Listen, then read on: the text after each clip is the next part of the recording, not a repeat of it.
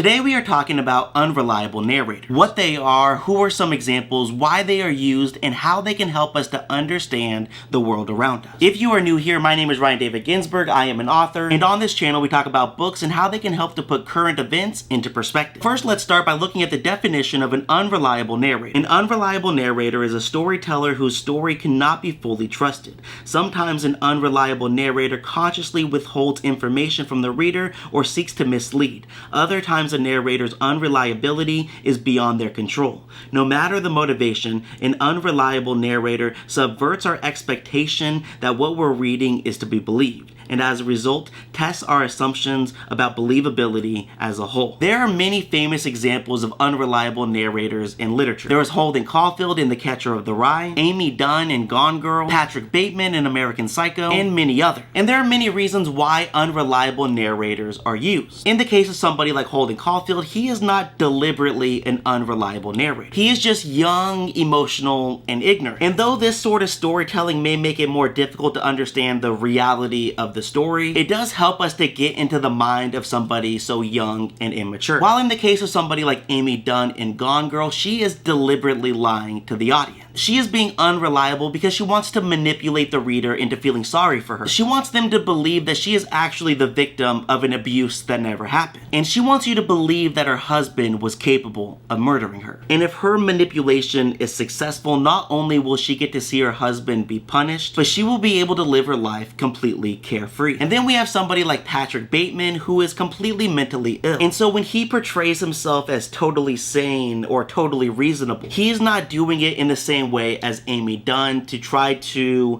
mislead the audience. He is doing it because he actually believes that he is sane and he is reasonable. And so while we feel like we were being lied to about who this character was, there was not necessarily intent behind it. These are just a few examples of how an unreliable narrator can be used. But the reason it is important to have stories with these unreliable narrators is because in the real world we often have unreliable narrators. For example, there was recently an interview between US officials and Ghislaine Maxwell. That interview was released, and in it she said, "I never witnessed the president in any inappropriate setting in any way." And in response to his close friendship with Jeffrey Epstein, she said, "I don't think they were close friends." Now, if people simply assume that everybody was a reliable narrator, that everybody told the truth, they would likely conclude that Trump and Epstein had nothing to do with each other, that Trump was not really on the Epstein list, that Trump didn't knowingly participate in a human trafficking ring. But that would be a foolish conclusion to draw from this interview, because Ghislaine Maxwell is what we call an unreliable narrator. And there are a couple examples that we talked about earlier that might apply to her. It is very likely that Ghislaine Maxwell sees herself as a totally sane,